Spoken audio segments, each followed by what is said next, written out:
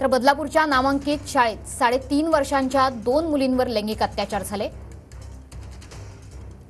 लघुशंकेसाठी जात असताना शाळेतील कर्मचाऱ्यांकडूनच लैंगिक अत्याचाराची घटना घडली। 12 आणि 13 ऑगस्टच्या या घटना आहेत। शाळेत जायला तयार नसल्याने चिमुकलीची वैद्यकीय तपासणी केली आणि हा धक्कादायक प्रकार समोर आला। आणखी एका चिमुकलीसोबतही असाच लैंगिक अत्याचार झाल्याचं त्यानंतर समोर आलं।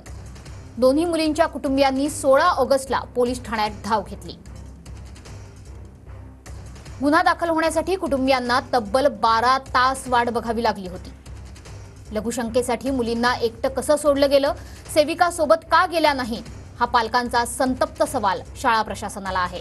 आरोपीवर कठोरात कठोर कारवाईची मागणी कुटुंबियांकडून केली जाते आणि त्यामुळेच बदलापूरकर सुद्धा आक्रमक झालेत।